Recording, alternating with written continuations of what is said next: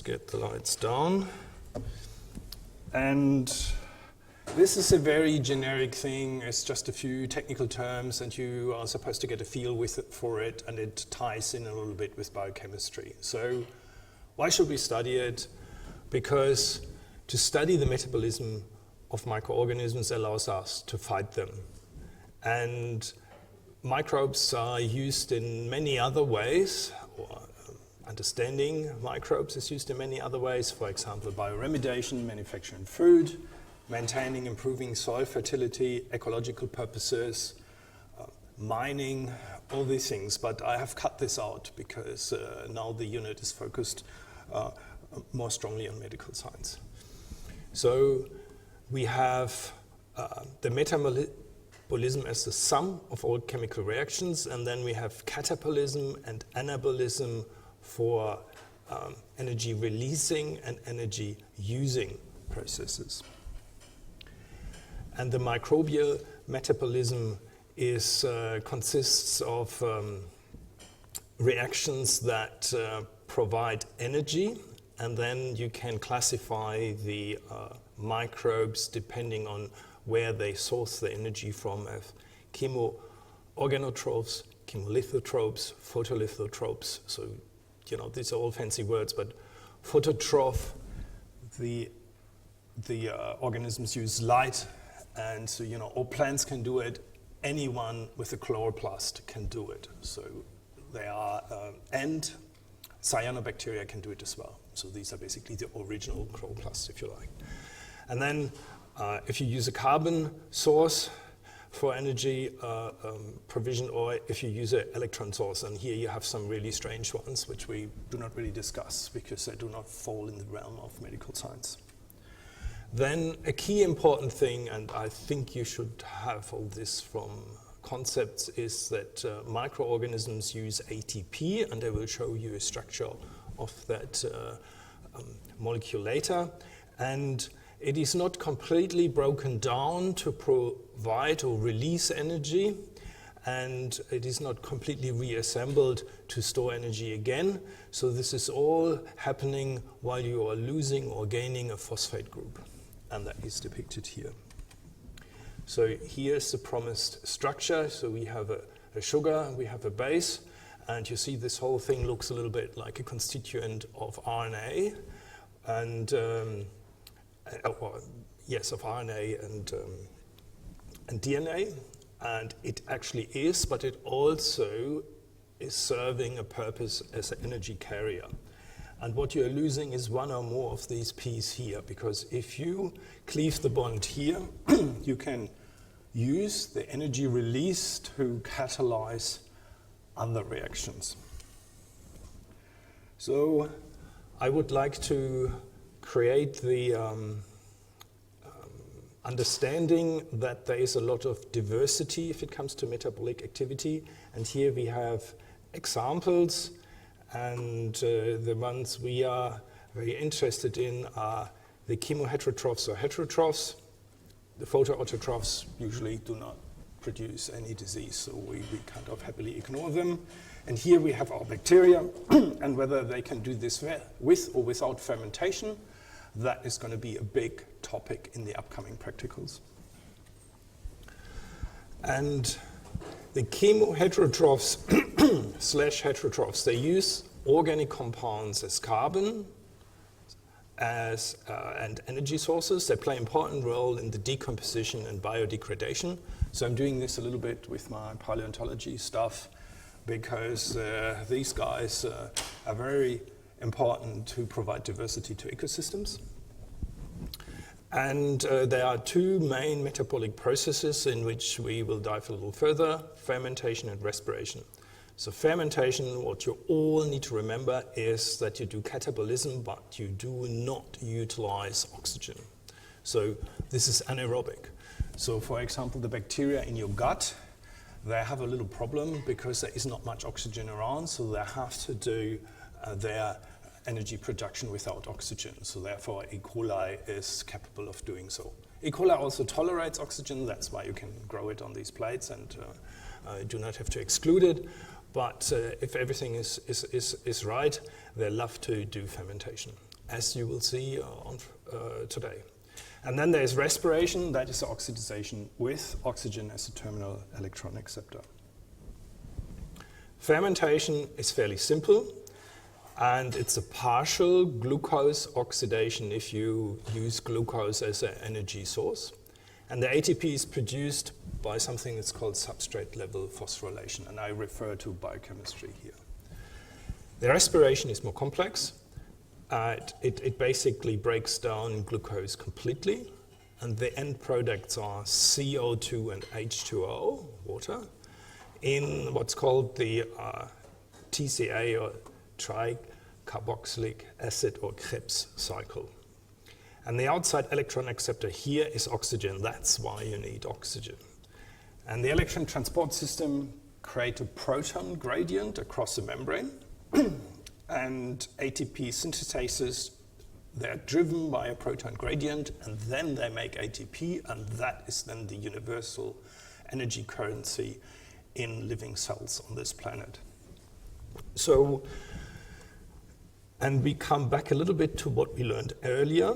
So we are having here a proton gradient across a membrane, and I told you that making membranes was a key step in the generation of life in the first place. So you can control what is on the right and what is on the left side of the membrane. And here this is utilized to have more protons on one side, and then the protons want to badly go to the other side. And then you allow a controlled pass, and then the protons pass through, and this drives energy production. And this is in our cells happening in the mitochondria. And then you can see that the inner membrane of the mitochondria has all these invaginations and has this huge surface area. And that is the reason why you can put a lot of enzyme components and ion channels in there to drive this ATP production. Okay, fermentation. I told you that you end up with products that represent not a complete breakdown of the original organic source, which could be a sugar. And here we have typical ethanol, H2 lactic acid. So if you find this, then it is an indication that fermentation has happened, and this has practical importance because you're going to measure these things in the upcoming practicals. So for example, if we produce lactic acid, then the medium you cultivate the bacteria in is going away from the neutral pH it started at before you put the bacteria in, because lactic acid makes the pH go down. And then if you add a pH indicator, then you may create a drastic color change, as you will see today, and then it is an indication that fermentation occurred. You can also sense ethanol, for example, by tasting it, but I'm not saying you should, and I'm actually forbidding you to do so.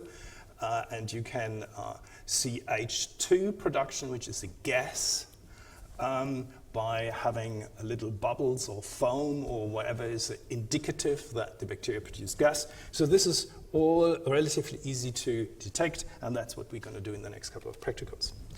Respiration needs energy, makes a complete breakdown of the carbon source, so for example sugar, and it's depending in most instances, or whatever we are concerned with, on the presence of oxygen. And this can be tested by excluding oxygen, and then the bacterium either switches to fermentation. If we can't do it, then there will be no growth. And we will also do this in the practicals. Okay, and I will not test you on the finer points of the architecture of these membrane proteins in the inner membrane system of the mitochondria. So this is a mitochondrium. This is a mitochondrium. Or, sorry, this is a mitochondrium, and this is a bacterial cell. And what the slide is to show that both membrane systems, the outer membrane in terms of free living bacteria, and the inner membrane in terms of mitochondria have a very similar set of proteins, and that is because they are somewhat related, and this is has the same origin, evolutionary speaking, and these are all concerned with pumping protons across, and in the end you end up with a gradient, and the final step is to release the protons and to generate ATP. And this is here for those who want to dive into this, depicted in a little bit more detail. And here we have the famous ATP synthase, and that in the end controls the production of ATP from ADP and a single phosphate group. Okay, microbial growth, very important. It's not you have a bacterium this size, and it gets this size, and it gets this size, and it gets this size. So the size increase is hard to detect. So if the bacteria gets a little bit bigger and has a lot of researchers, then it splits in half, and then it grows again to that size that would again trigger a cell division. So if microbiologists refer to bacteria growing, they usually do not mean they grow in size, they mean they grow in numbers. And now I will show you a few of the requirements for that growth. They could be chemical or physical. Chemical is that you need certain elements for this to happen.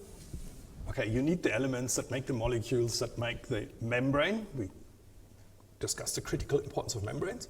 You need then the elements that make the molecules we refer to as RNA, DNA, and that is for storing information, and for RNA also for executing certain functions. And then you need the elements to make amino acids, and the amino acids make the proteins, and the proteins are responsible for the vast majority of the functions.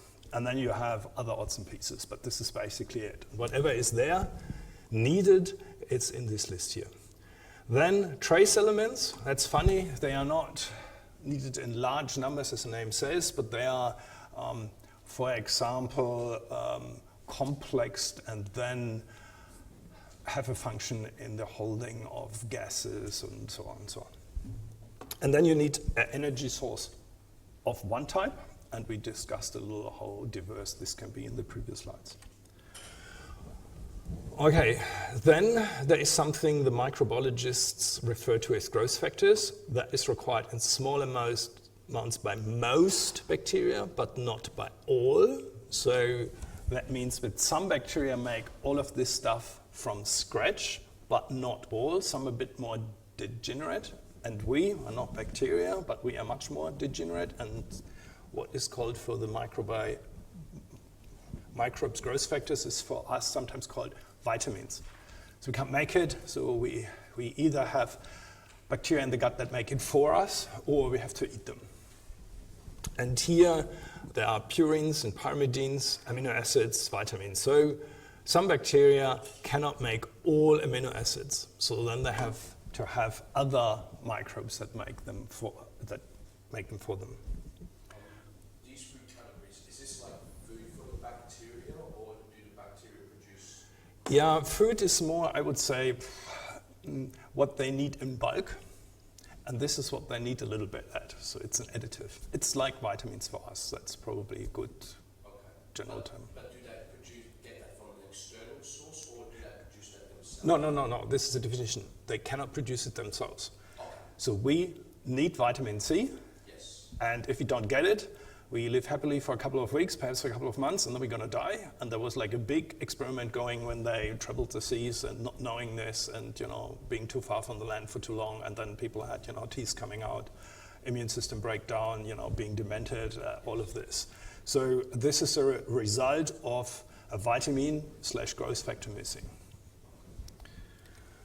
Okay, oxygen is very important, and this ties in a little bit with what you do in the practicals. And so we have organisms, and this is maybe a few words you may want to remember more than the others, because we refer to this a lot in the practicals.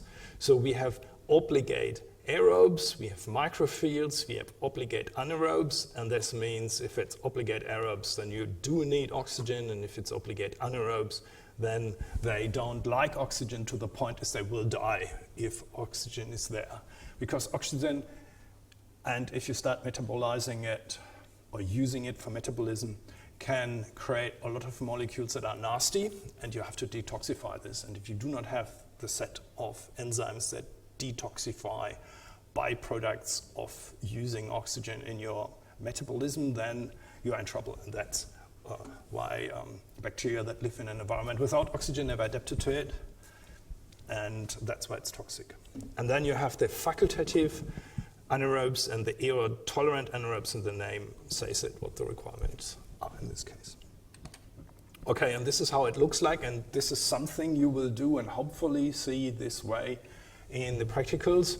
So you can set up an environment where there is a lot of oxygen at the top, for example, in a tube that does not allow the oxygen to penetrate easily. And then if you put bacteria all the way through in this tube, for example, by using a needle, it's nicely straightened, and step into it and get it out, then you have inoculated everything from the top and to the bottom, and then you see where the bacteria grow. And if the bacteria love oxygen and depend on oxygen, then they will grow only on the top.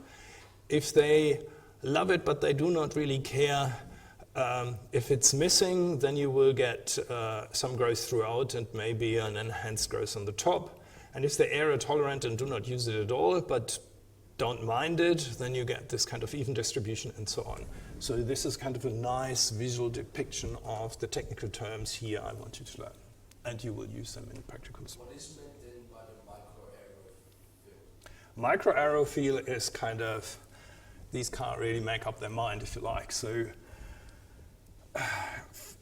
oxygen is toxic, but if the concentration is low, they can control the toxic effects. But the oxygen concentration in the atmosphere is too high for them. Just to return earlier, this has gotten my knowledge of pyrimidines, if that's how you pronounce it correctly. I believe vitamin B6 is a pyrimidine, so all pyrimidines not vitamins? Is that No, not all. Not all. I'm not saying all. Some are. Yep. Some are for some. Why is oxygen dangerous? And I think at one of the later precs we come back to this again. Oxygen can inactivate enzymes, for example nitrogenase, by oxidizing sensitive groups. Oxygen can lead to reactive oxygen species, and you may have heard this before, sometimes the abbreviation ROS, and that can damage protein, lipids, and nucleic acids. And here we have examples for the molecules that can be created if you handle oxygen and that are toxic. And this one you should know from everyday life. Previously, everyone who wanted to be blonde just put a little H2O2 onto their head, and then someone who is very dark-haired will be blonde. So it bleaches. So I'm not saying you should even try. Also, if it drops on your jeans, you'll have a white spot. So hydrogen peroxide is very reactive. And early on, when I was a budding scientist and in primary school, I wanted to buy H2O2 for fossil preparation, and all the pharmacists in the city refused to sell it to me, so I'm not sure. So I had to get it by proxy, so that you see how much it is controlled, so you cannot easily buy it. Okay, so these things need to be controlled. And there are enzymes such as the superoxide dismutase and the catalase that detoxify these. And we will test this in upcoming practicals. So for example, here, if you just pick one, so you have hydrogen peroxide, and catalase converts this to water and oxygen. And this is totally harmless. And for us, the good thing is that oxygen is a gas, and it creates a little foamy substance. So whether a bacterium has catalase, all you need to do is drop a little bit of hydrogen peroxide onto the scrape of bacteria on a slide. And if it stays clear, then there's no oxygen production and the bacteria do not have catalase. And if you get bubbles, then you can assume that this is oxygen, and then you know that the bacteria in question has catalase. So you have another box to tick to find out what bacteria you're dealing with. And we will do this in the practicals. Okay, then physical and environmental requirements, pH. So pH levels vary in the environment, and they vary dramatically from 0.5 to 10.5. But most free-living prokaryotes can grow within 3 pH units, and we classify the ones that like the low pH, the ones that like a pH around 7, and the ones that like high pH ranges as acidophils, neutrophils, and alkalophils. For medical science, we are almost exclusively concerned with the neutrophils because they want to live with us, in us. We don't want it. But for them to live in and with us, they have to deal with the pH they find in our body, which is largely 7. In most places, with one exception, and that is the stomach. And later on, we will, I think, have more on this. And there was a Nobel Prize given away for the people who found that a pathogenic bacterium, Helicobacter pylori, lives in the stomach, which previously all the establishments said, oh, silly one, nothing can live in the stomach, pH is too low. But then these guys said, no, it can. And this is responsible for ulcers and people having, their stomach lining damaged to the point that everything spills out, and people dying, or people saying, oh, I have stomach problems, and it was all meant to be psychosomatic, and they ended up in institutions. And what it takes now is a combination treatment involving antibiotics, and then it can be cured in most people. So for this, Nobel Prize was awarded. And I can tell you that the people who got the Nobel Prize are quite out there in terms of how they think. And if one is still alive, if you ever had a chance to go to attend a talk, do so, you will be entertained. Okay, physical and environmental requirements, temperature. It's the same thing. Bacteria like it cold, lukewarm, hot, and the environment provides, the full range. Some bacteria can live in environments close to and around 100 degrees. So, and there are some names for it. So the ones we are mostly concerned with are the mesophiles, because the mesophiles like it between 30 and 40 degrees, and that is what they encounter in us, and that's what makes them of medical importance. The ones that like the low temperature are usually of no concern. A, they don't like the high temperature, and B, their proliferation rate is so low, we can safely forget about those. The hypothermophiles and the thermophiles are interesting for research and for the industry because they have enzymes that happily function at higher temperatures, and that means they're usually very fast. And so, for example, the PCR reaction depends on enzymes that were pulled out of these bacteria. Okay, and then another one, this is of practical importance and may one day save your life, and that is the knowledge that bacteria or microbes in general, us included, need water. And there's a funny term called water activity, or AW, and that is the relative availability of water in a substance. It is defined as the vapor pressure of water divided by that of pure water at the same temperature. Therefore, pure distilled water has water activity of exactly 1. Water activity decreases in the presence of iron, sugar, and other solutes.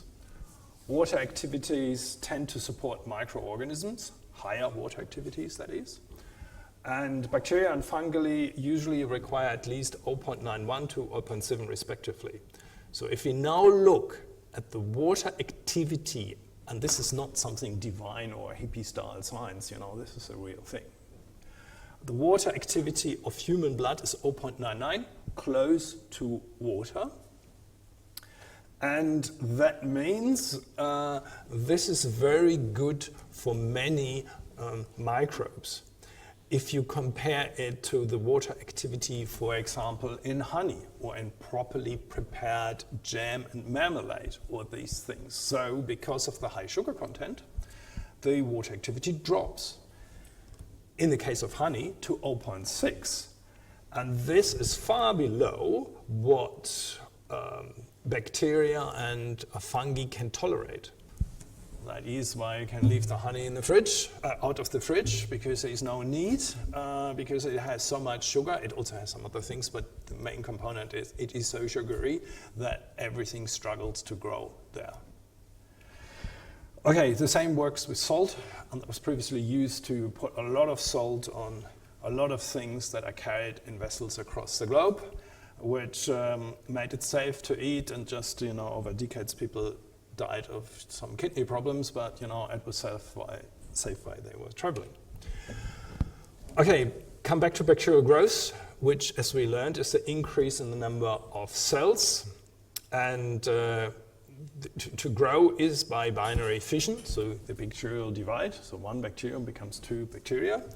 And a critical term is the generation time, or doubling time, and that's the time required for cell division. Most bacteria divide every 1 to 3 hours. There are some that are really fast if everything is perfect. And E. coli can do so every 20 minutes. So that means you get 1, 2, 4, 8, and very quickly, because that's exponential growth, it goes to the point where there is no nutrient available anymore on the agar plate, in the lab, on the planet, in the solar system. And then it kind of stops, of course. So here is, some photos illustration to binary fission, but this is fairly simple, and I will just glance over it and you can read it up later. So this gives you again an idea of the numbers, and it is staggering, but then, these many generations with full-on unrestricted growth never happen because they're factors that restrict it. And that is, there will eventually be a lack of food, water or nutrients. There will be a lack of space. There is the accumulation of metabolic wastes, which sounds quite academic, but we have learned that if E. coli grows, and many bacteria, including E. coli, use fermentation, then you have fermentation products that are inevitably produced, and that could be an acid, and then the temperature, the pH drops. And if the pH drops beyond the point they can tolerate it, then they poison themselves. Or you produce alcohol, which is kind of used by some produce beer and wine, but then eventually fermentation stops because the alcohol kills the microorganisms. So they drown in their own waste. Also, the temperature will go up, and whenever you had, wet lawn clippings, it can go close to the point where the whole thing catches fire. Okay, bacterial growth usually occurs in phases. This is something everyone should know. So if you put bacteria in an ideal environment, that could be an agar plate, it could be a broth, then they need a little time to adjust to the environment before they start full-on replicating. That's called a lag phase. Then they have an exponential growth phase, in which, as far as the bacteria is concerned, everything is fine, and they just double. In the case of E. coli, let's say every 20 minutes. But then they start to feel a pinch, and the rise in temperature, the products of their growth, whether it's alcohol, whether it's an acid, or both, and that makes the environment less suitable, and then they start to die. And eventually, and the stationary phase is a little extended here, that's normally just a point in time, where you have as many bacteria dying as they were generated by multiplication, and then eventually there are more dying than get generated, and then you have the numbers drop. So this is a typical curve you can reproduce in every broth that is freshly inoculated, and we actually do this in the practicals. So this is the stuff that's happening in the lag phase, as I just said. This is what's happening in the logarithmic phase. And this is the stationary phase. And again, this is just a point in time. And this is what's happening in the death phase. Okay, and the last 2 minutes is on enzymes, and this should be a repeat what you've already done, I think. Is a metabolic pathway is a sequence of enzymatically catalyzed chemical reactions.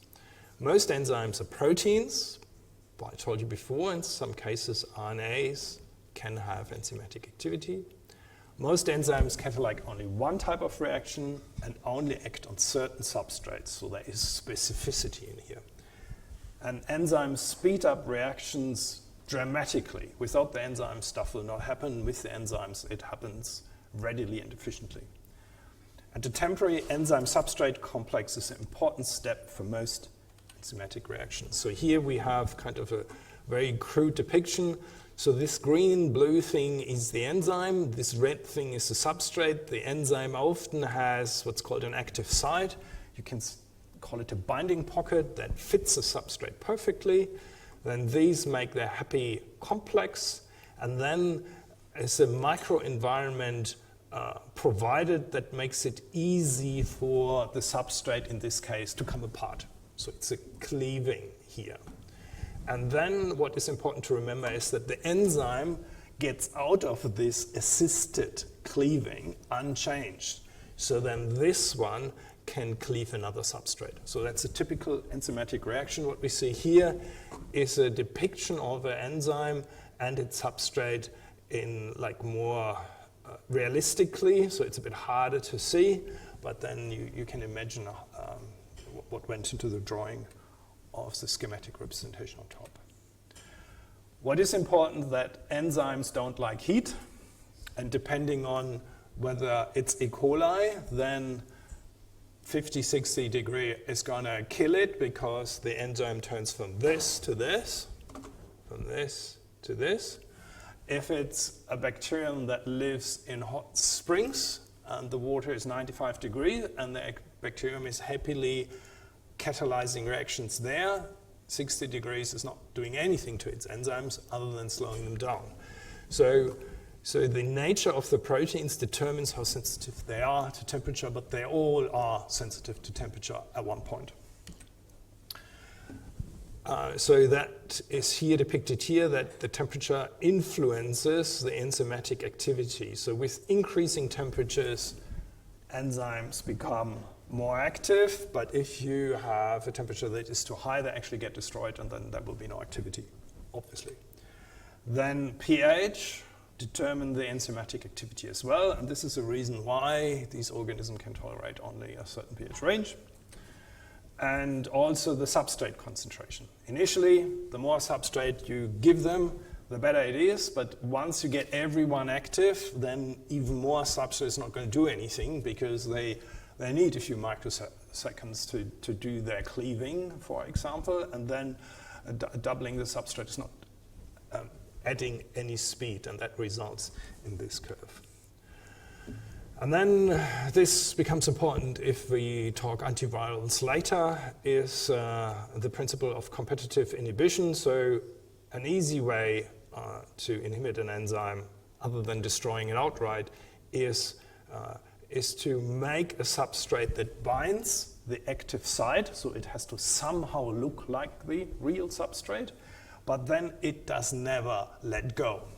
So, and then you have poisoned, inactivated the enzyme by just clogging up the binding site. And then this inhibition is specific, whereas if you just raise the temperature, you inhibit all the enzymes, including your own. So if you have fever, this is kind of okay to a point, and if the fever goes over 42 degrees, you start killing yourself. So this is only, so it's a bit of a double-edged sword.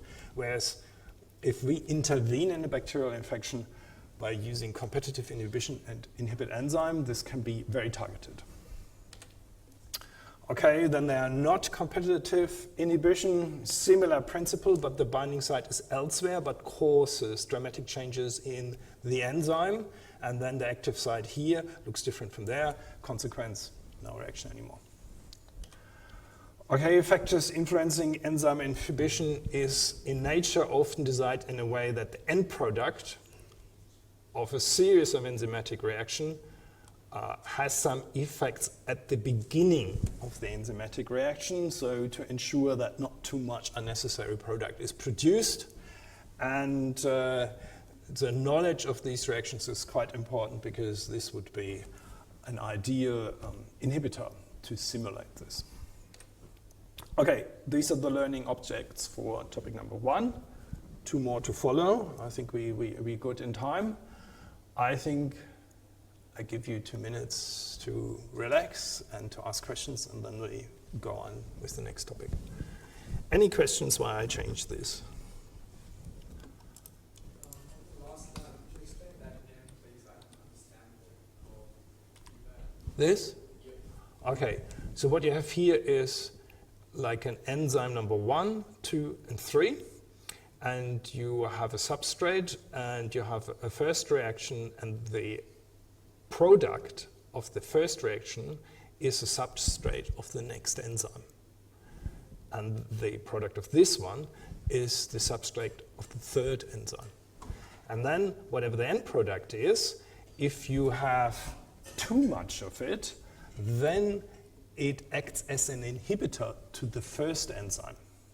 And that shuts the pathway down until the concentration of this thing drops and the pathway is activated again. So it's self-controlling.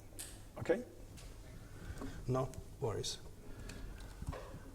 Okay, done this. So I'm a little stressed because I have to be a bit focused on this to get this all over the line. Toxins. Toxins are kind of fun because the effect is drastic, but it's not fun for everyone, as you will see, and they are there are strong photos in here. Say it this way.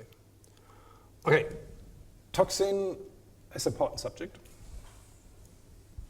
Important for you, hopefully, to survive beyond microbiology lessons, and also important for upcoming assessments. Okay. It's a chapter in the textbook, and this is my take on putting it into 30 slides or so. Are we ready for toxins, or is there any more question to what I just said before?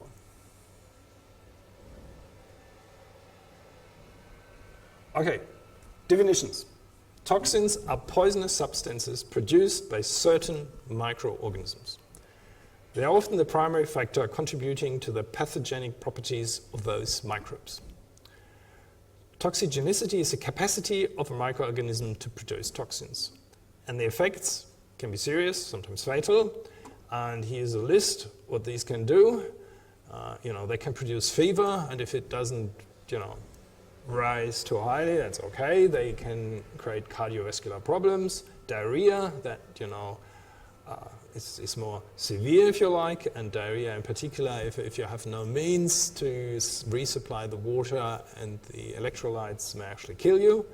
Shock, this is dramatic, that kills a lot of people. And there are also like nasty, very specific effects. And here one of them I would like to focus is on spasms, and that is the case with tetanus. And here we see an early depiction that is more than, let's say, laser pointer on here, more than 200 years old, and you see that the muscles contracted. They contract so much, I have never witnessed it, but they contract so much that they can sometimes break bones, and this man did not survive, and if this happened to this extent these days, it will also not survive. So what I want you to learn is the difference between these two classes of toxin. That's important. Exotoxins versus endotoxins. And we have the exotoxins here, and I try to make it easy if you revise later, so I introduce some sort of color code. Exotoxins here in red, endotoxins here in blue. Exotoxins are produced inside, contrary to the name, mostly gram-positive bacteria as part of their growth and metabolism. They are then secreted or released following lysis into the surrounding medium. So that's why they are called exotoxins. So the cells produces them, gets them out, they're outside the cell, exotoxin. Endotoxins are part of the outer portion of the cell wall, rather the outer membrane. It's the textbook. I'm not always very happy with the textbook. Of gram-negative bacteria. So endotoxins, gram-negative bacteria, part of the cell wall / membrane systems of gram-negative bacteria.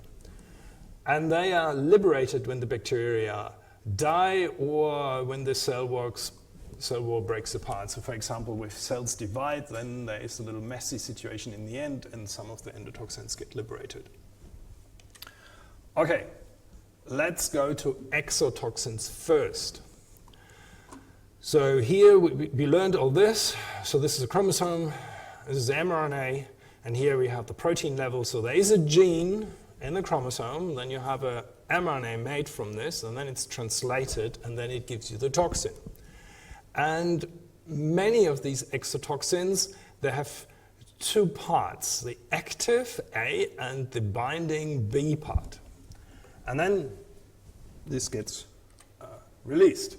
So here we have the toxin now with its two parts released, and it's acting on its target cell. And the B part is conveniently named, stands for binding, and that facilitates the binding to the target cell, for example, through a receptor, and then it is internalized, so it's taken up. This could be one of our cells. And then what happens next is that the two parts break apart very often, and then the active part does the evil job, so to speak. And that is inhibiting something. So for example, it is inhibiting protein synthesis in the target cell. So and this is shown here in more detail. So here we have the target cell. Here we have our toxin with the two components. Here we have nicely depicted the binding site, the taking up, and then we have an endosome, and what is a reoccurring scheme, and we come back to this in virology, is that in many endosomes the pH drops here from 7 to 5, and this triggers the A and the B part coming apart, and then the A part is released in the cytoplasm, and then the A part inhibits protein synthesis by inhibiting EF, stands for elongation factor. So an example of this is the diphtheria toxin, and that can give you diarrhea. So, and here, this is good for learning. We have a table from the textbook, and the table contains information of exotoxins and endotoxins, and this is the part of the table that is concerned with the exotoxins. So I've depicted it again here, and this mostly gram-positive bacteria. The gram-negative bacteria make the endotoxin. And it's proteins, usually of a A-B construction. And because it's proteins, as we just learned, the toxins are susceptible to heat. So if you cook it, it's gone. The toxicity can be very high, and they usually do not produce fever. And the lethal dose can be very small, because this is very specific. So very famous examples: gas gangrene, big killer in previous wars; tetanus, and you should all be given, and you should all accept the tetanus vaccines, otherwise, you know, you're playing some sort of Russian roulette; botulism, diphtheria, scarlet fever. Then diseases caused by exotoxins, and I will not go through all of them. You please do this at home, but have an example: botulism, Clostridium botulinum, the famous AB configuration of the toxin. And the botulism is rare, but can be devastating. So the bacteria actually found in soil and in many freshwater environments, so they are around everywhere. So if they get into canned food, this is the famous thing. So for example, beans, or homemade, or you buy it from, you know, not properly supervised and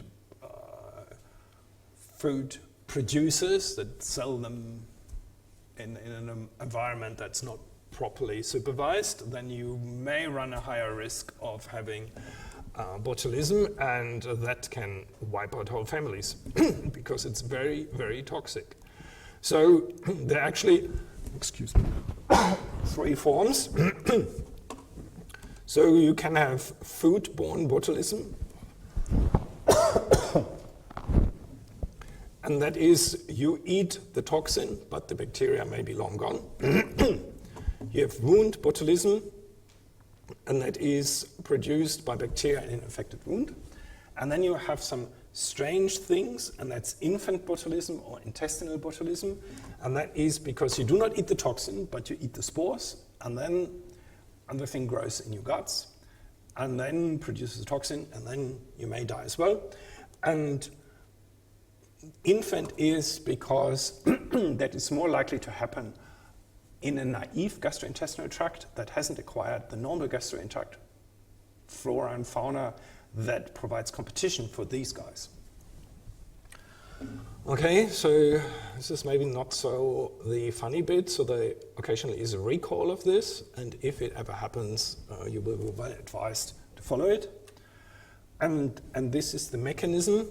So the botulinum toxin inhibits neuromuscular signaling, and this particular toxin is the most potent of all known natural toxins. About 1 microgram is lethal to humans. And the toxin blocks nerve function by inhibiting the release of the neurotransmitter acetylcholine, which leads to respiratory and musculoskeletal paralysis. And how it works is depicted here. And this is, as I said, very lethal. Nevertheless, it is used these days widely for cosmetic purposes and medical purposes. And this shows the effect of injecting the toxin, or sometimes called Botox or Dysport or whatever. So people get a perceived improved appearance. So it's in the mind of the beholder whether this is improvement or not. So maybe in a mild case like this it is. But if you overuse it, you use all ways to facially express your emotions, and you can see it on television every day. So this is a billion-dollar industry, and it's quite funny that something that is absolutely, absolutely lethal if it gets into your food production is so widely used these days for other purposes. It's the same toxin, more or less. Okay, tetanus, another example, very important because for this one we have a vaccine and everyone should have it. So we go back to the photo I showed you before. It's also an endospore forming gram-positive obligate anaerobic bacterium, and it can also be found in soil around the world. If it gets in improperly cleaned deep wounds, they are surprisingly providing an anaerobic environment, then it can thrive, and it can produce this toxin, tetanus spasmin, and that just cramps everything up. So the opposite effect, if you like, to the previous example, and then you get lockjaw or general cramping of all your muscles, and that is lethal too in the end. Here is the mechanism depicted in finer detail. So here is the first taste of immunology. We have the possibility of active immunization and passive immunization. Okay. Active immunization is you give someone the toxoid. So the toxoid is different from the toxin, because if you give it to someone, you do not want them to get tetanus. So what you do is you change the toxin, for example, by heating it up a little or using chemical means to inactivate it, so it will not have toxic effects anymore, but it still looks like that toxin.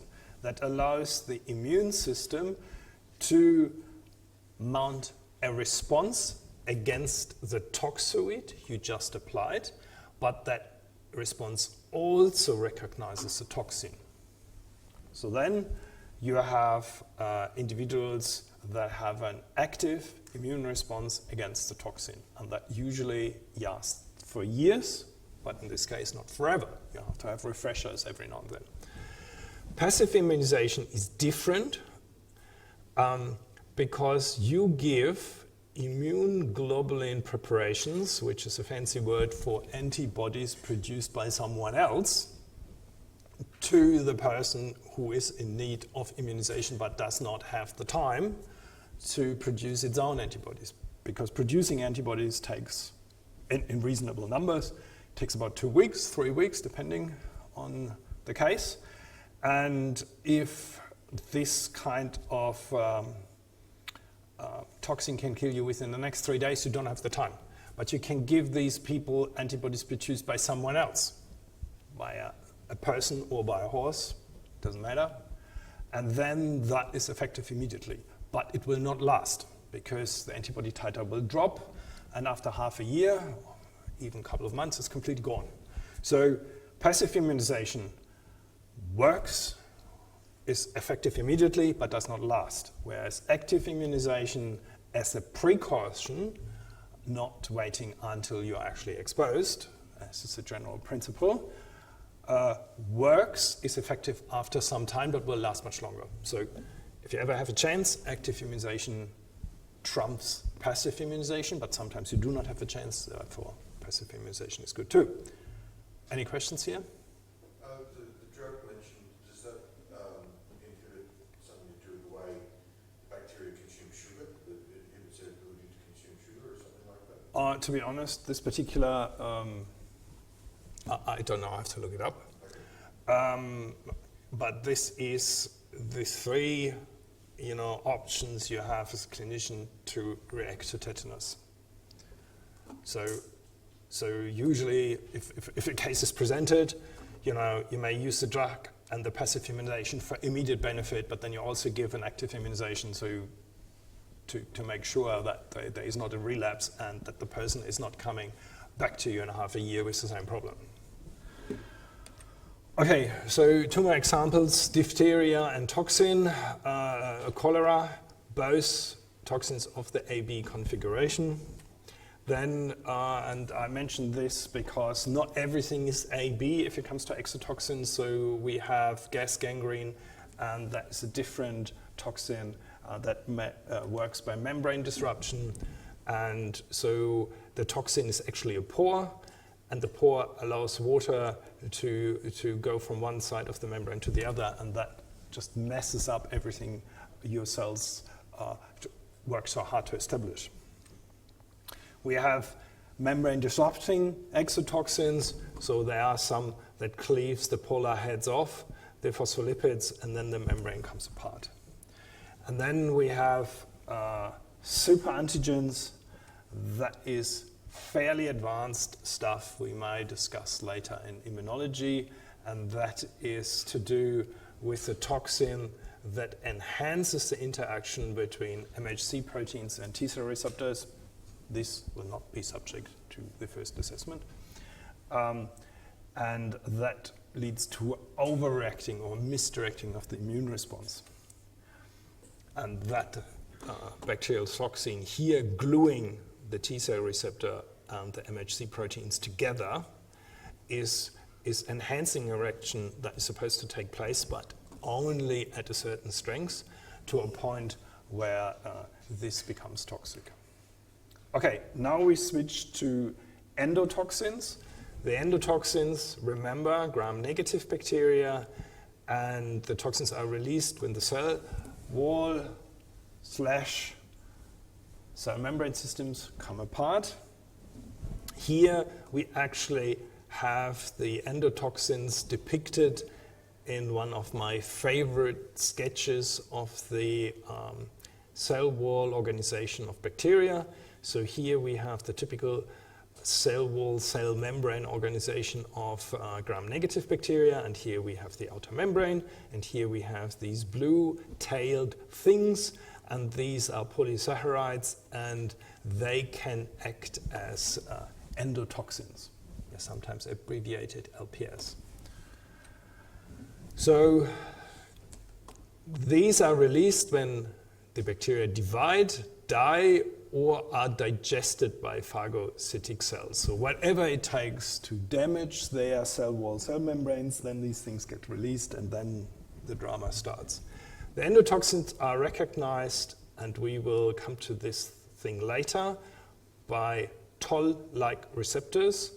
These are receptors in our cells, on the surface in some instances of our cells, and they are specific for certain pathogen patterns, in this case for endotoxins. So they try to detect the presence of gram-negative bacteria through the virtue of them releasing these endotoxins all the time. So the Toll-like receptor in particular that does it is the Toll-like receptor 4. So you see we have a little zoo here, but the Toll-like receptor 4 is an important one because it recognizes LPS. This is a pathway which I will not assess you on, and that is a signaling that starts with the LPS, the endotoxin, a bridging protein, then in yellow the Toll-like receptor 4, and then how the signal travels through the cell and enters the nucleus. So it's a phosphorylation protein cleavage event, and eventually the release of a transcription factor that makes it into the nucleus and drives gene expression. This was all the rage in the 90s when this was all unraveled. And this is a pathway that stands typically for many more pathways of this type. If you do biochemistry, if you do biological signaling, this is something for you, but I will not assess you on this pathway. So, the effect of these endotoxins: fever, inflammation, diarrhea, hemorrhaging septic shock, blood coagulation. So you see that differs somewhat from the effect of the exotoxins, but if you have fever and shock, this can kill you fairly quickly.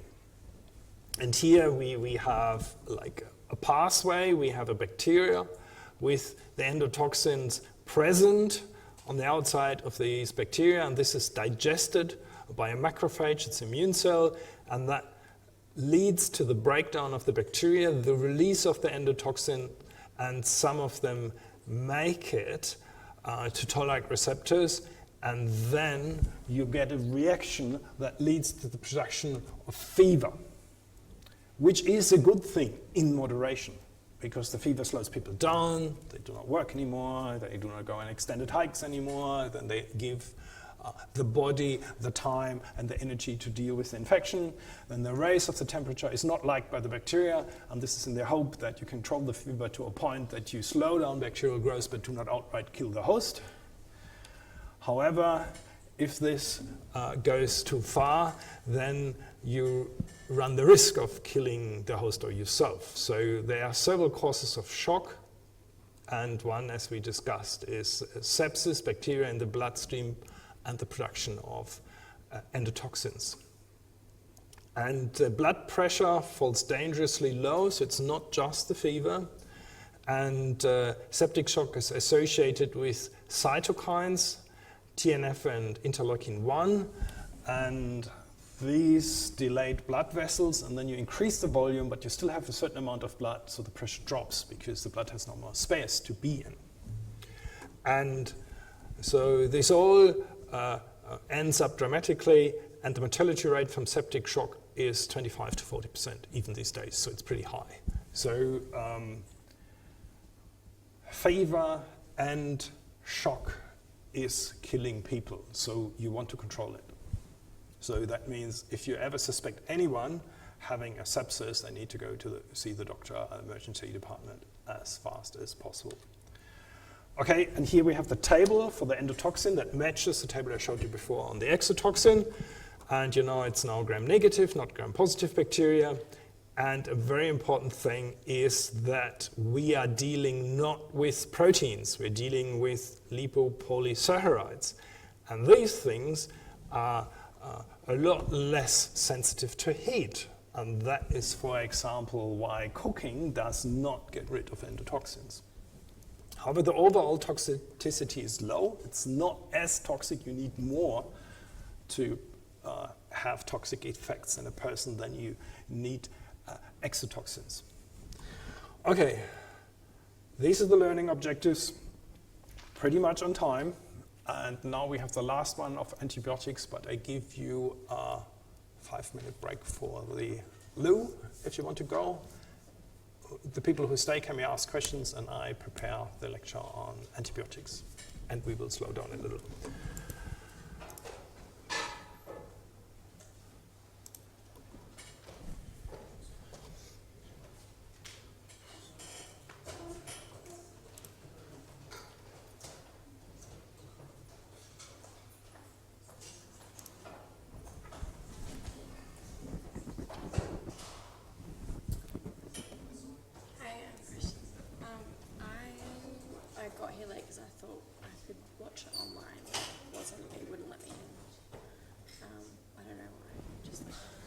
wait, let me switch this off, but remind me to switch.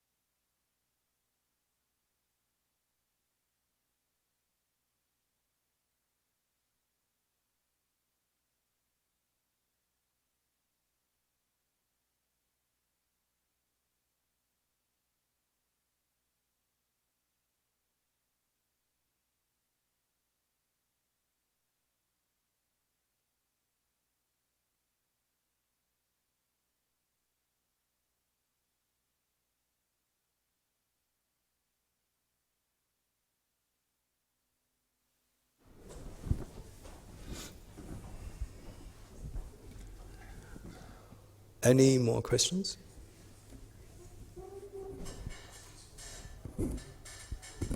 Yes. With the endotoxins, how exactly do they work? For example, in the exotoxin bit, you said they bind to host cell receptors and they, inhibit some reactions.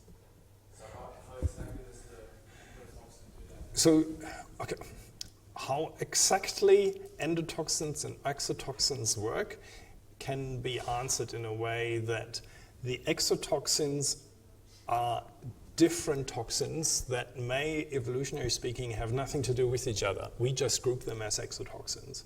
So therefore, they could be very different things. So they tend to be all proteins, but the proteins are not necessarily related, and they inhibit widely different things.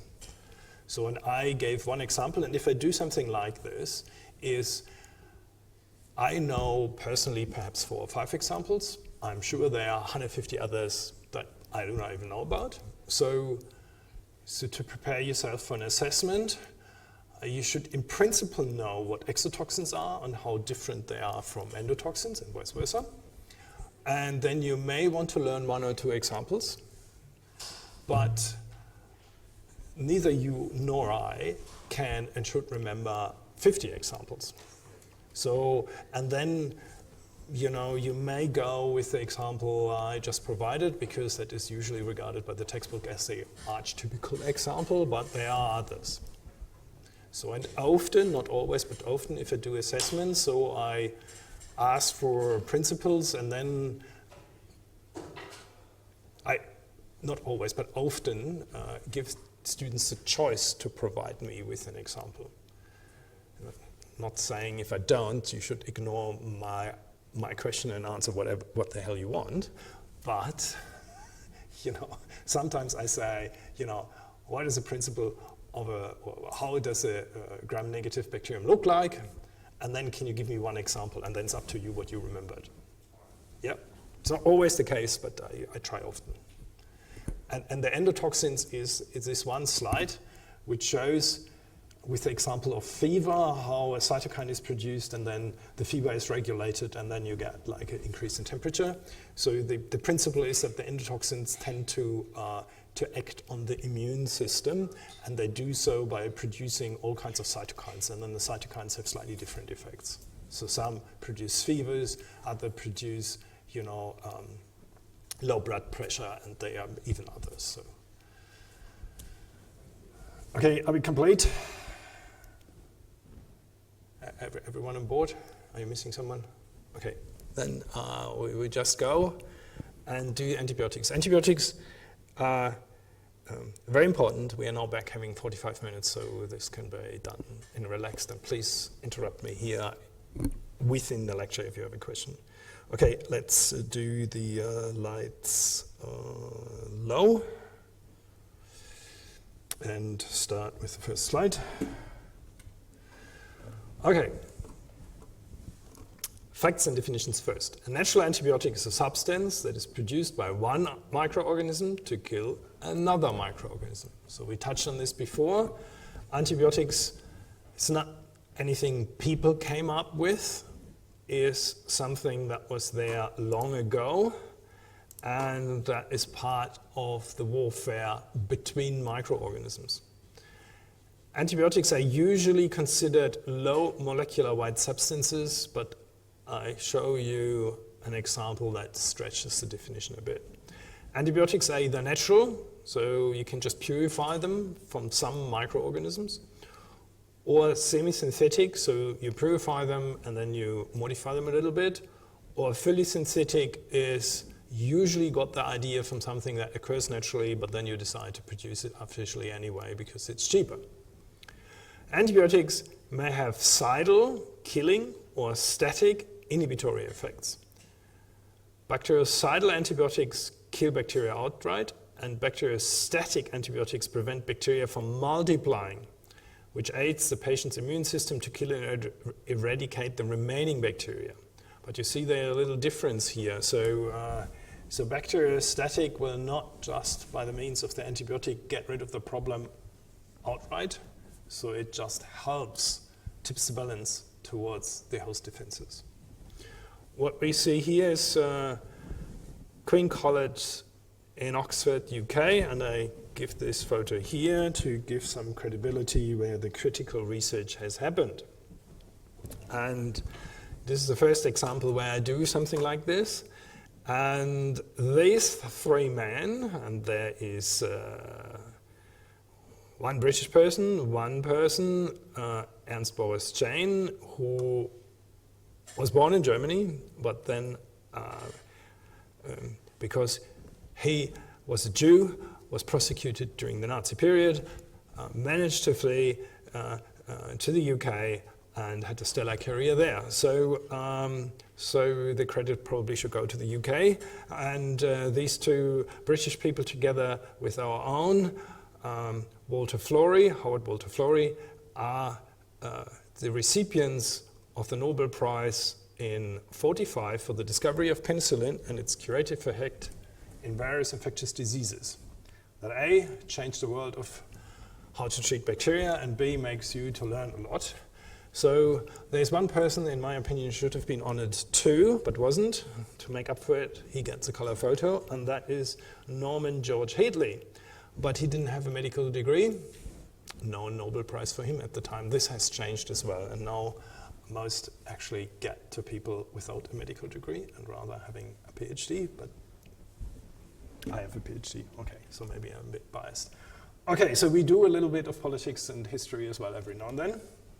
And I tell you, if you enter the world of Nobel laureates, it gets quite interesting. And that's not even taking account the most recent attempt at from the current US president to get a Nobel medal. Okay, we will see where this is going. I think he will not in a hurry get one for peace. Okay, so we have here coming back to penicillin, and there is it's now 20 years old, but nevertheless it's quite educating. There is something out there, and it's called The Magic Bullet, and it kind of retells, slightly fictionalized, the story of the discovery of penicillin. So I'm sure this can be found online, and it shows the roles of the various actors there. And also it shows that Alexander Fleming technically discovered the penicillin, but pretty much refused to do anything with it. And then it took other people to recognize the importance of the discovery and then actually getting it to work. So, and this is a reenactment of what happened. And you can observe this, perhaps because it's not the wasn't the intention back in the day, it's not the intention now, on your own agar plates. So what happened is that Alexander observed that a particular fungus of the genus Penicillium kills bacteria of particular type, in this case, Staphylococcus aureus. So you already handled Staphylococcus aureus in the practicals. So it's called aureus because there's a golden color. So what we here have bacterial colonies, and the bacterial colonies should be all around this plate here. But what we see is that around the fungal colony here, the bacterial colonies are much, much smaller. So something stops them from growing. And this is obviously a substance that is released from the fungus and diffuses into the agar because it acts quite a distance from the fungus. And this is a better photograph of another reenactment, and you see that the bacteria were just smeared on this plate, and you do not have individual colonies, but you have like growth all over the area that was touched by the loop. And then you see here in a better photograph the fungal colony, and here you see a zone of inhibition where you have no bacterial growth. And here we have for the first time the Penicillium formula, and what we see here is there is a bit of an unusual ring system at the center of the molecule, and there is one ring, this one here, which is it's quite of a rectangle depicted in this thing here. And that's a bit unusual because I'm sure you haven't seen it before.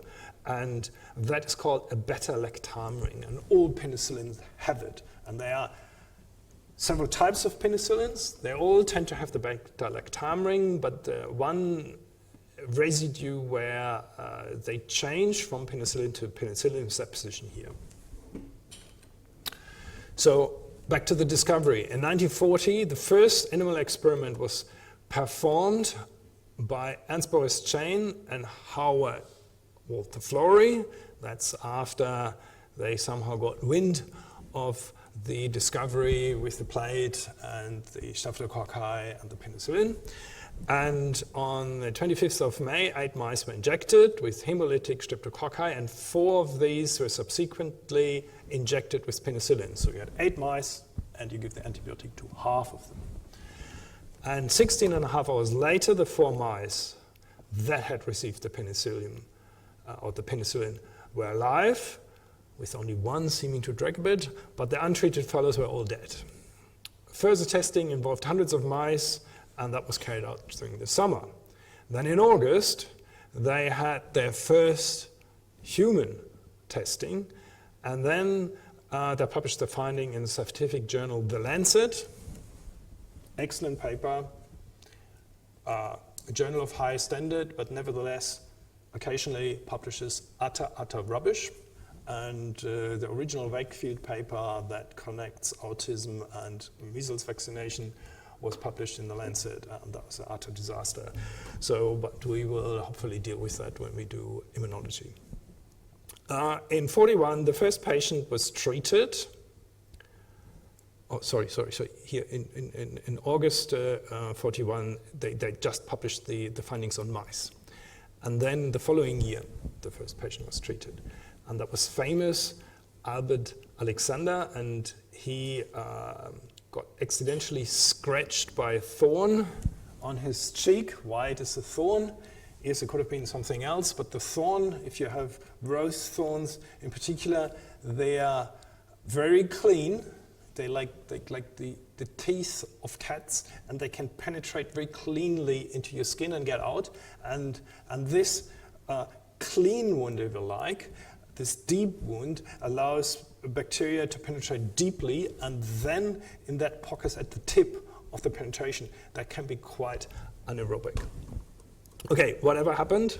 So Alexander's head was covered with abscesses, and one of his eyes had to be removed, so pretty dramatic, and he was basically dying.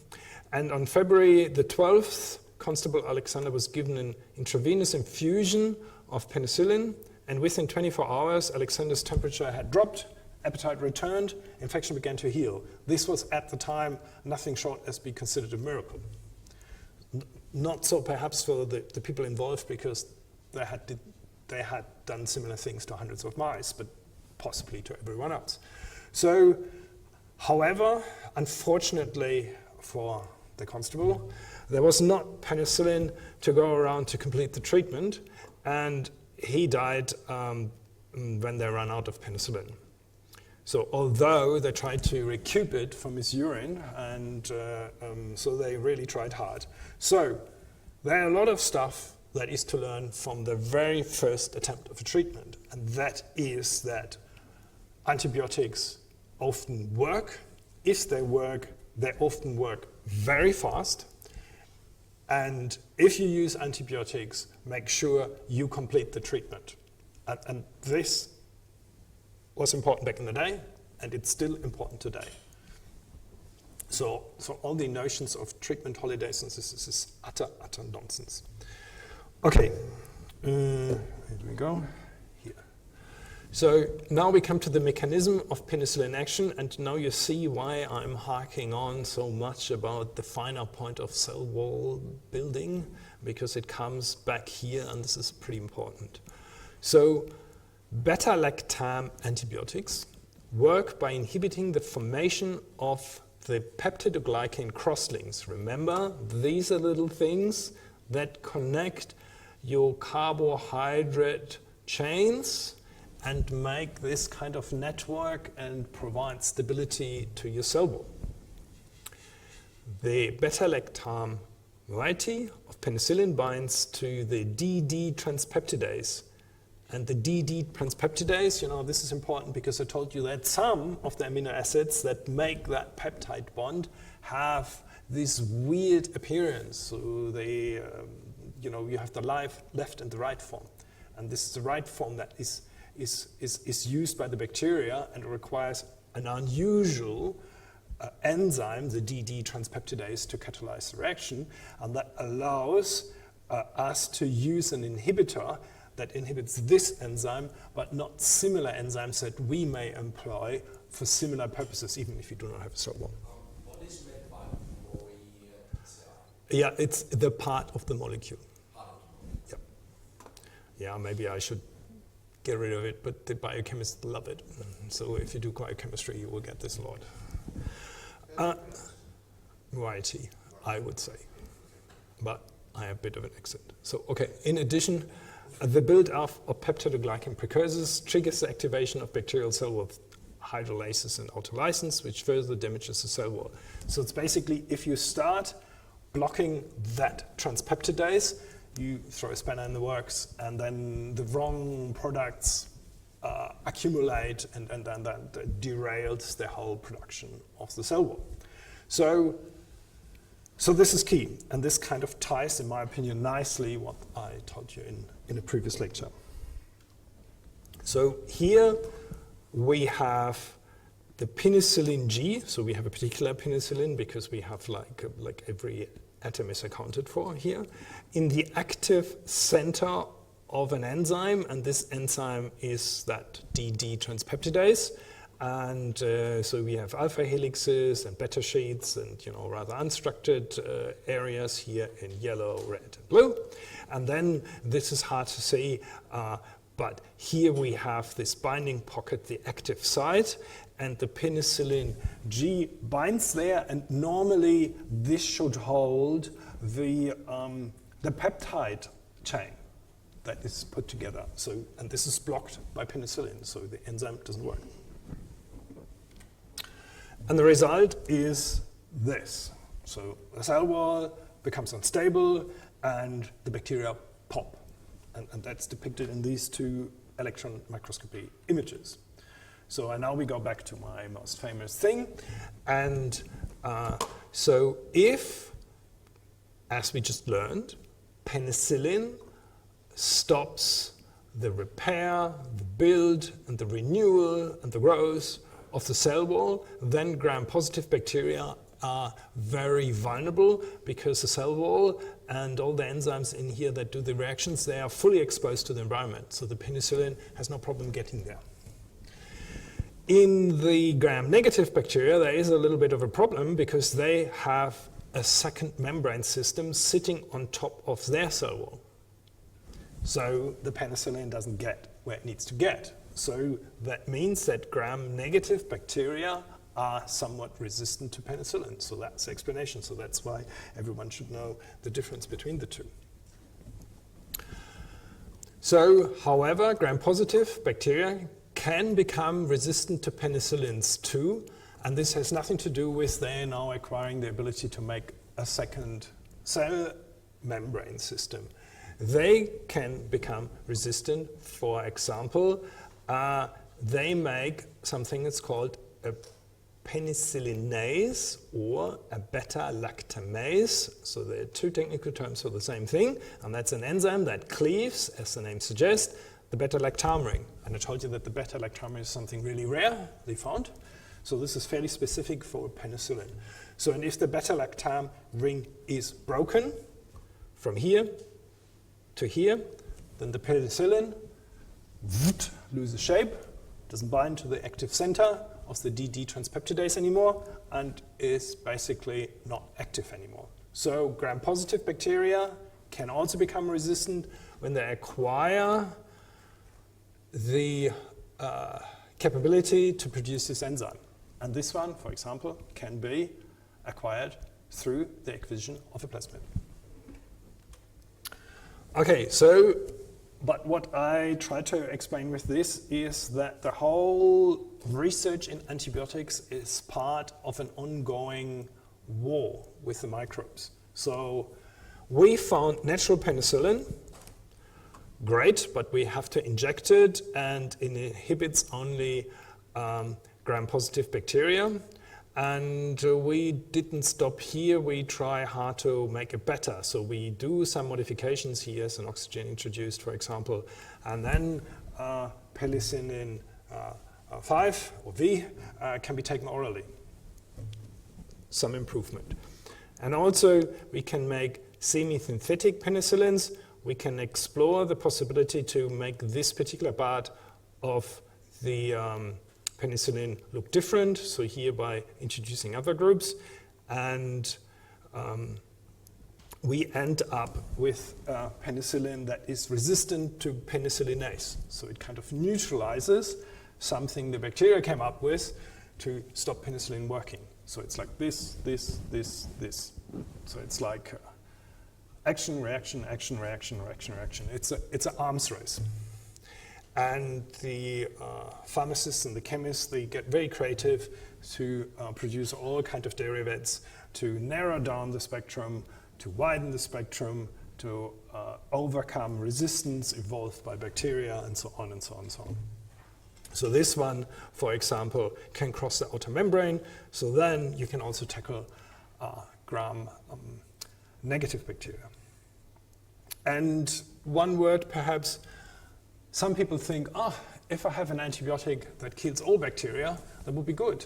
Then I, as a doctor, can be fairly ignorant, because that's to go to antibiotic for all kinds of problems, because it kills everything. No, no, no. The thing is, you want an antibiotic that is as specific as possible, because there are many bacteria in and on your body you do not want to kill because they help you. For example, by producing the vitamins, as we had before, you cannot produce yourself.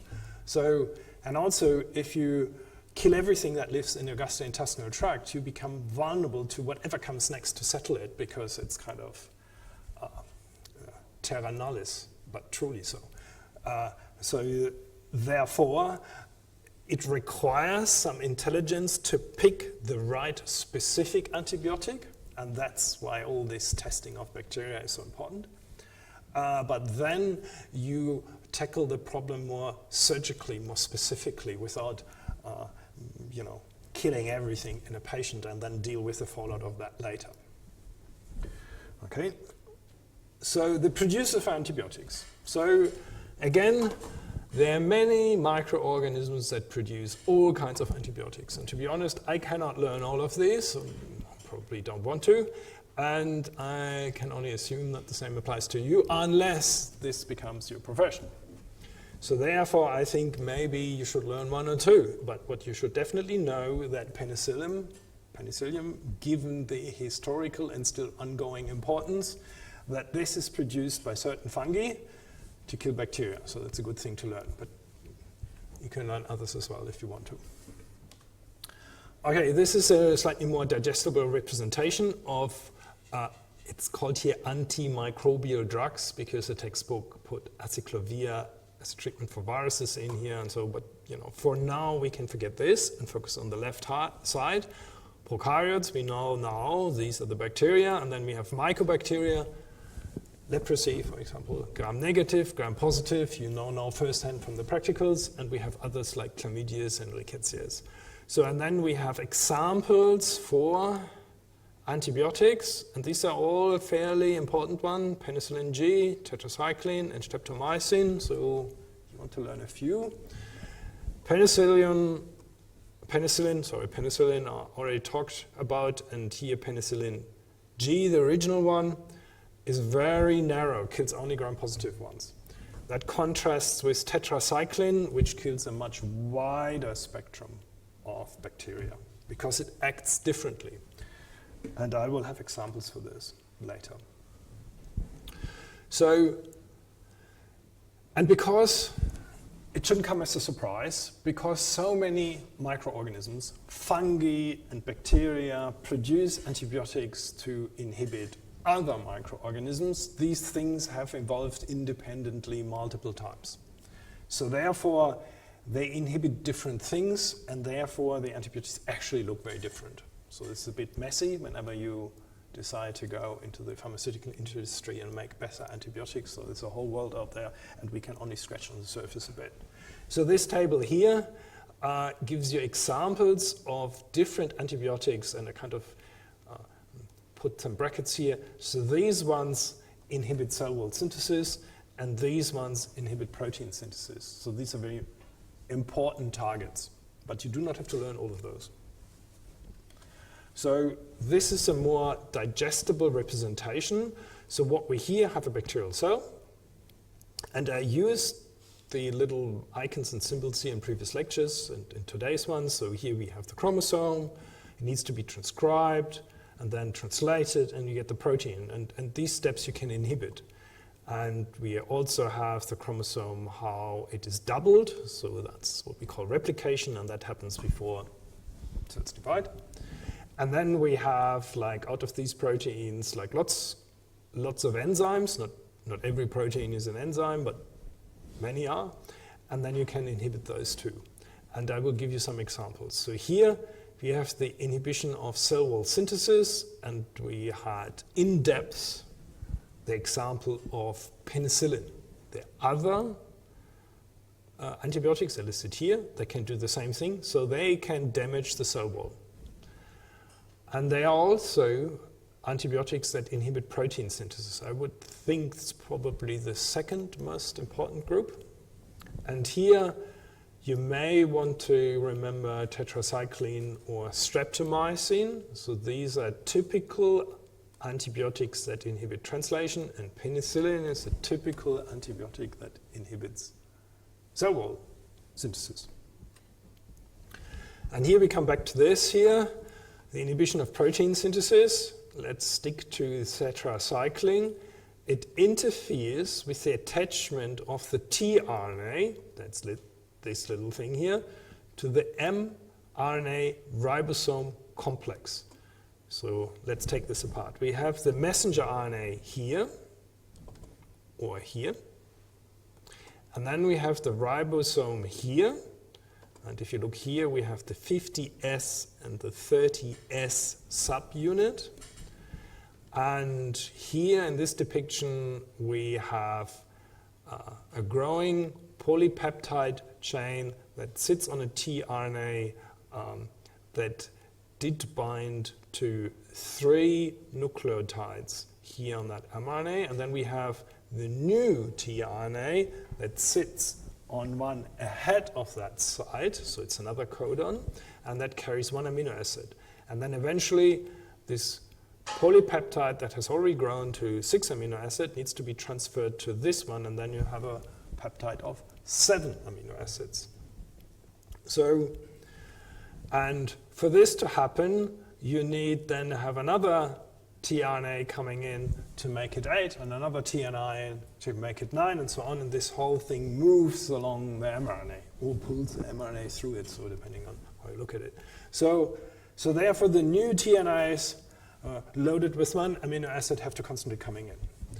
And the tetracycline interfere with the attachment of these ones to the mRNA ribosome complex, and that puts a stop to the protein synthesis. So that's how this one works. And this one inhibits the ribosomes of bacteria, but does not inhibit our own ribosomes, and that's why we can use it as an antibiotic, because the risk of killing ourselves in the process is low. Okay, tetracycline looks like this. And from now on, I will show you a few more formulas how the antibiotics actually look like. But if you want to learn one, learn the penicillin as an example. But the more complex ones, I will leave this if we ever have like a whole lecture just on antibiotics. Okay. Sometimes antibiotics have side effects, and this one you could see a few years ago. I had one student. And I looked at him, and he said, yeah, I know.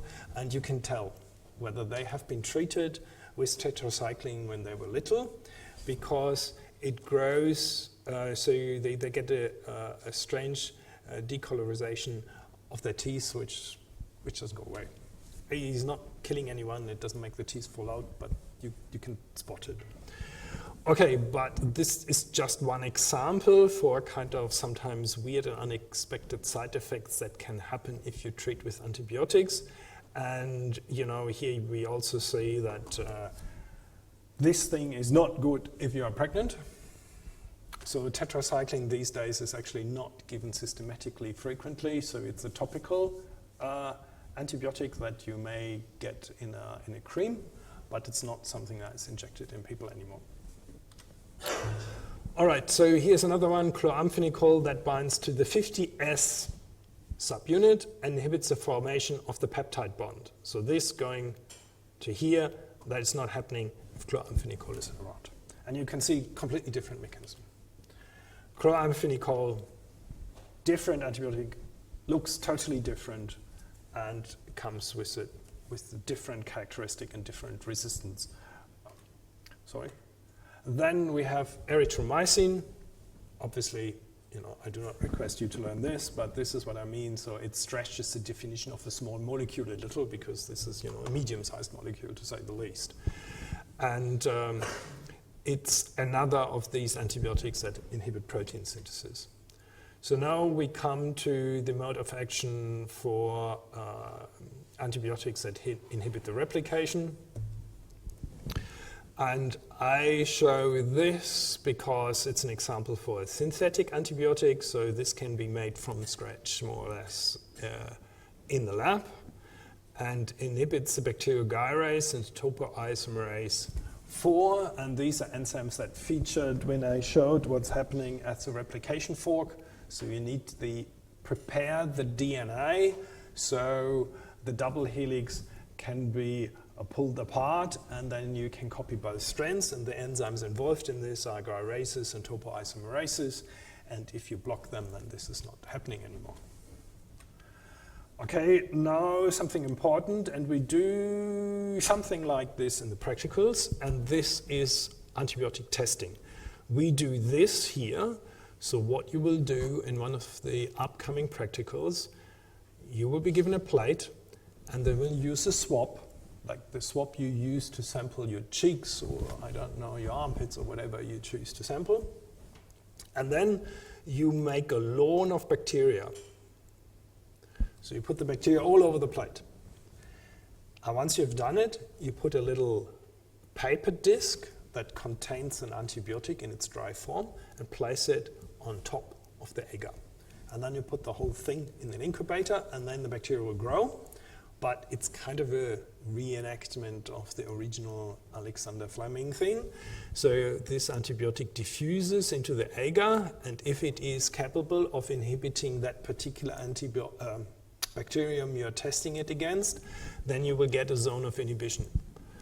And if it's really good, the zone of inhibition is large, and if it's really bad at doing it, the zone of inhibition is rather small.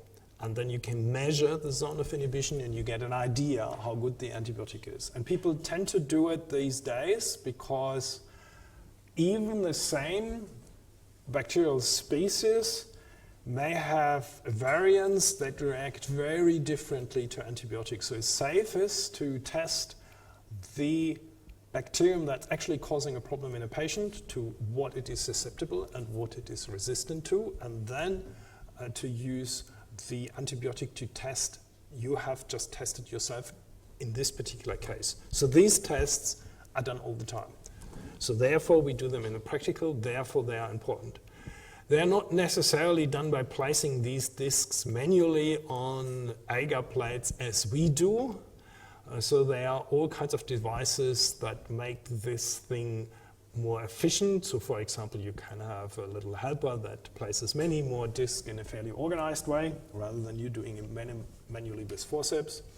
Or you can have these fancy things from bioMérieux, where you have test strips, and depending on where you are on the strip, you have more or less of an antibiotic, and then you get this fancy output, but then you can see that if you go below a certain concentration, the inhibition stops. So this is also a very fine quantitative assay, but needless to say, that costs an arm and a leg compared to the discs. And then there are even other methods where you can do the testing in 96 microtiter wild plates, and that is then easy to be completely automated. And what we see here is you have a wild plate like this. You put a suspension, you put a growth medium in there and inoculate a few bacteria in every single well, and you see whether they grow. And if they grow, then they will fall down eventually to the bottom of the well, and if it's a round bottom well, they will fall right into the center of the well. And what we see here are 5 wells with a lot of white stuff in it. And this white stuff, these are the bacteria that are fallen down and aggregated in the center of the well because it's a round bottom well. And here you had doxycycline in it, and doxycycline didn't do anything to the bacteria you put in the wells because there was growth in all wells and there was growth at all concentrations of the doxycycline. So if you put another antibiotic in here, you get an effect. The more antibiotic you use, the fewer bacteria you get, so you get a nice dose-dependent inhibition. And here you have streptomycin. This is so potent that it stopped the growth of the bacteria at all concentrations, and you see how this is going. So this is very easy to kind of determine how effective an antibiotic is, and you can do it with robots. Okay, this is another image of the kind of more manual approach of placing paper discs with antibiotics on a plate. But there are certain advantages to do it the old-fashioned way, because you can also spot sometimes synergistic effects. And that means you have an antibiotic here, you have an antibiotic here. They both have zones of inhibition, but where you have a little bit of each antibiotic that is in itself not enough to kill the bacteria or to stop them growing, you get a synergistic effect, and you get like this area here where you have no bacterial growth, weak bacterial growth, and that is because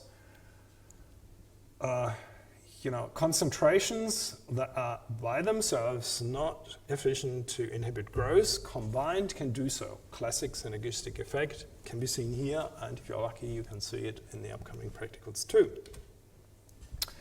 Now the last couple of slides deal with problems if people get too enthusiastic. Some people are not enthusiastic at all. They think antibiotics is some kind of crazy man-made thing and we stood away from it and we should live all natural and probably die prematurely all natural. So how this will pan out, we can surely observe how public health in the US will deteriorate in the next couple of years. So we can already see it because they have measles outbreak there, and they may soon have polio outbreaks there, and we can see the effects of not keeping vaccination rates up. And maybe the same will pan out with the use of antibiotics. We can here just see, watch, and learn. So in the past, after penicillin was discovered, remember in 45, and then it entered the market a few years later. Was discovered, what was the day? 41. What did I say? I will just quickly go back now that I'm here. If I do this too much, they get the Nobel Prize for 45, and yes, they published bacteria in 1940, and the first patent in 41. Sometimes it's actually good when one gets it all together again, and we are here now. And by 44, so this is all very efficient. That was only 3 years after Constable Alexander died, mass produced. And then, yeah, you have to understand human nature. So what this poster here advertises, penicillin cures gonorrhea. And this is sexually transmitted disease, and you do not really, A, you do not want to have gonorrhea in the first place, and B, you do not really want to have anyone to know that you have gonorrhea, because there is probably just one way of getting it, and maybe your wife disagrees. So there are all kinds of implications why people are very happy to have an over-the-counter thing that gets rid of the problem, and maybe the result of a fornication or whatever happens without anyone knowing. So this stuff became very popular, as you can imagine. And because if you describe this widely, and maybe even beyond when you just suspect this could be the problem, then you flood the environment with penicillin. And this is what happened. And as a consequence of that, the bacteria learned how to deal with it. And now you cannot treat certain bacteria you were perfectly able to treat with penicillin in 1944, because the bacteria all over the world have learned how to deal with penicillin. So then the same happened to the next antibiotic and to the next. So we are now in second and third generation antibiotics, and this will continue to happen. So there is some responsibility to use antibiotics when it's needed, but not when it's not absolutely needed, because you may blunt its use for the future. And that's what I want to talk about here. And there seems to be a strange difference between countries. So what we see here is the total antibiotic use in some sort of doses per population per day. And here we have the occurrence of penicillin-resistant Streptococcus pneumoniae. So, and we see here that some countries who use antibiotics sparingly or in an intelligent way when it's only needed, and credit goes to the Scandinavian countries. I have to go back to my pointer. So Netherlands, Denmark, Sweden, Norway, Finland, Germany to some extent, they're all doing very well by not using that much antibiotics. And at the other end are here China, Spain, and France. And this is a few years old, maybe some have learned, so I don't know. The US even. So there is a group that is very enthusiastic in describing antibiotics, but they also experience high frequencies of antibiotic-resistant bacteria. So what this shows is a little correlation here. So the more the people who use antibiotics and prescribe antibiotics are educated, the longer these antibiotics stay useful. So therefore, if you study medicine, I'm sure you will be told this over and over, and this is the first time you hear it, basically. Okay, now with the last couple of slides, we come to the generation and the spread of the resistance. So here we have a bunch of bacteria, and we use antibiotics on them. And then these bacteria without the antibiotic would say have all more or less an equal chance of surviving. But if you use antibiotics, we select for some. So here is one cell, and this chromosome here is a little red dot, and that indicates in this drawing that there's a mutation.